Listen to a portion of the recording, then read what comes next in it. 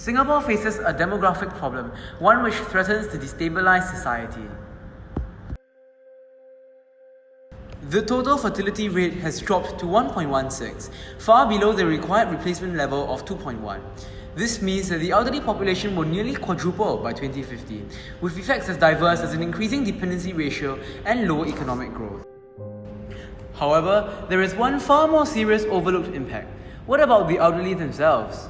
11.4% of elderly citizens are estimated to have depression. This has been shown to exert multiplicative effects on functional disability, exacerbating existing mental conditions like dementia and resulting in suicidal thoughts.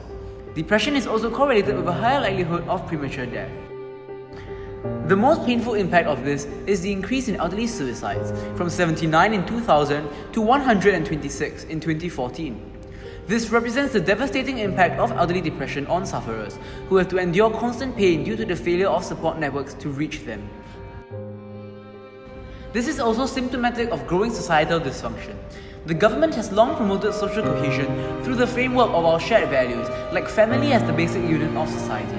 This is, however, being undermined by elderly depression, which widens the generational gap by reducing intergenerational interaction, leading to greater societal division and impeding government attempts to promote social unity.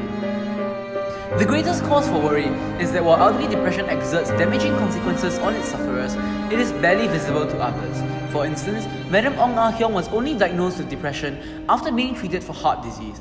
She would have otherwise continued suffering alone. Addressing this problem with traditional top-down support networks is thus ineffective and unreliable, as there is difficulty in reaching every patient. This problem has arisen for two underlying reasons: the widening generational gap and the simultaneous normalization and stigmatization of depression. There is a growing disconnect between the elderly and working adults due to a change in lifestyles and values and the rush pace of life in Singapore. This leads to increased isolation, even when the elderly citizen normally lives with their family, given the long working week in Singapore of 45.6 hours, which leaves the elderly alone most of the time.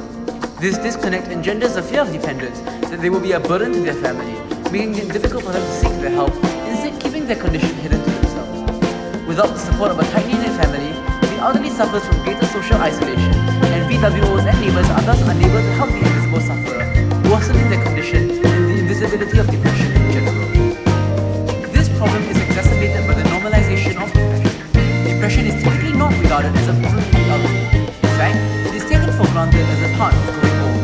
Because of this, there is both a lack of awareness and sensitivity to elderly depression. The total lack of mental health awareness in Singapore is troubling. Only half of those presented with a scenario of a severely depressed individual could identify the presence of depression.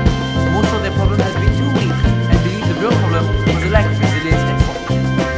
Together with the fact that most see mental illnesses as a sign of abnormality, this results in discrimination against this group. 7 in 10 sufferers of mental illnesses reported they were unable to live with dignity as they were being stigmatized. This stigmatization leads the sufferer to be reluctant to seek treatment as they fear societal rejection. In fact, 6 in 10 with major depression have never sought help. This is because most are not privy to the fact that depression is not permanent and can in fact be cured with treatment. Treatment can reduce depressive symptoms, improve quality of life, and potentially prolong it. Antidepressants alone were found to have had beneficial impacts in at least 40% of users. If prevailing stigmatic attitudes can be altered, many can thus be saved. So, how do we solve this problem? A study found that among elderly citizens who indicated depression, 9 in 10 did not live alone. Thus, an important step in combating depression is to get adults and children to forge stronger familial bonds by increasing interaction and creating an inclusive environment where one can talk freely without fearing discrimination or stigmatization. This is the foremost solution to elderly depression, to strengthen family networks and enable quick identification of oncoming depressive symptoms for immediate treatment. Society as a whole must also step up to increase elderly interaction through means like volunteering and elderly socialization programs. These programs are important because they stave off boredom and, if conducted between generations, bridge the generational gap, enabling a symbiotic transfer of ideas and knowledge. More importantly, they enable elderly citizens to fulfill their social needs and keep them occupied. Besides volunteering as buddies, we should also create informal support networks that can keep watch on vulnerable elderly citizens who are potential patients of depression. This kind of bottom-up support will prove more comprehensive than traditional top-down approaches in combating this problem due to its low visibility and localized nature. The crux of this issue, however, is that it is overlooked. Most do not think that living alone can trigger depression. Most do not see the signs of depression as it sets in. Without an awareness campaign, most will not be willing or aware of the need to strengthen family networks, participate in elderly socialization programs, or create informal support groups.